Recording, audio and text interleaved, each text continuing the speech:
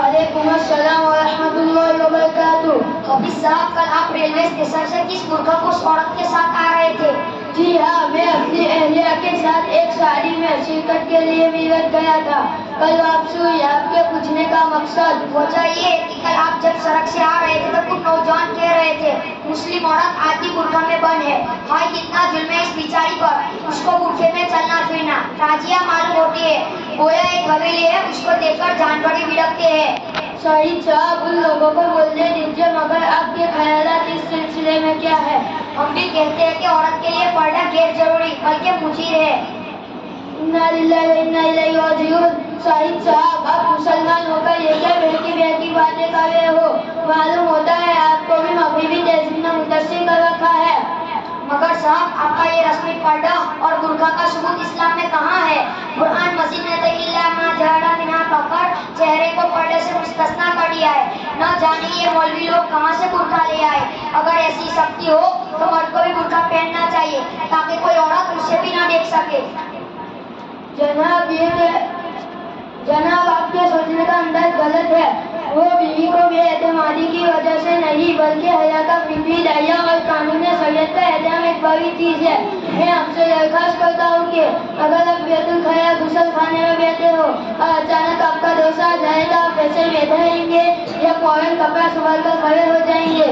इसलिए कि जो चीज दिखाने की नहीं, जिसको आप दिखाना नहीं चाहते, इससे शर्म आती है।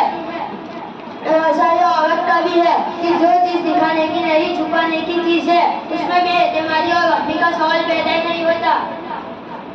मैं समझता हूँ कि पर्दा समाज पर बेएतमादी और वहमी होने का दलील है। क्यों? मसलन आप अपने घर में बैठे हो और आपके साथ आपकी बीवी बैठी हो और अचानक आपका कोई दोस्त आपके घर में आ जाए और आपने अपनी बीवी को अंदर छुप जाने का कहने लगे। इस बात से आपके दोस्त पर क्या असर पड़ेगा? यही ना कि आप उसको इतना गया गुजरा समझते हो तो उसके आने से ही अपनी बीवी को अंदर छुप जाने का कहने लगे। जाहिर ये है कि ये कितनी बड़ी बेएतमादी की बात है। क्या हर आदमी पर निगाह होता है? नीच। आपकी ये बात उस पर भी दलालत करती है कि आपको आपकी बीवी पर भी भरोसा नहीं है। आपके सोचने का अंदाज गलत है। वो बीवी को बेएतमादी की वजह से नहीं बल्कि हया का फितरी दायरा और कानून शरीयत का एहतराम एक बड़ी चीज है। शरीयत ने फितरती का ख्याल रखकर कानून बनाए हैं। मैं आपसे दरख्वास्त करता हूँ कि अगर आप बैतुल खला गुसल खाने में बैठे हो और अचानक आपका दोस्त आ जाए तो आप ऐसे ही बैठे रहेंगे या फौरन कपड़ा संभाल कर खड़े हो जाएंगे? इसलिए कि जो चीज दिखाने की नहीं, जिसको आप दिखाना नहीं चाहते, इससे शर्म आती है। ऐसा औरत का भी है कि जो चीज दिखाने की नहीं, छुपाने की चीज है, इसमें भी एतमाद और वहमी का सवाल पैदा ही नहीं होता।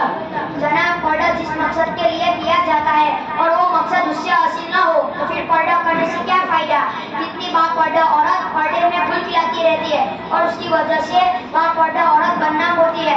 इसलिए बेपर्दा ही रहना बेहतर है। मगर साहब, ये क्या है कि लोग सिर्फ मर्द को खुशनुदा कर जानते हैं कि बापर्दा औरत के पीछे फिरता है। औरत को कोई कुछ नहीं कहेगा, वो तो बेचारी पर्दे में है।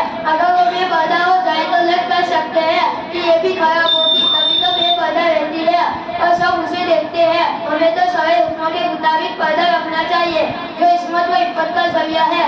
अगर बास को तकलीफ हो कारी की वजह से इस्मत व इफ़्फ़त हासिल न हो तो आम कानून पर जज नहीं डालते। अगर बास मरीजों को इलाज से फायदा न हो तो सब लोग इलाज कराने से ये कहकर छोड़ देंगे कि फुला को नफा नहीं हुआ।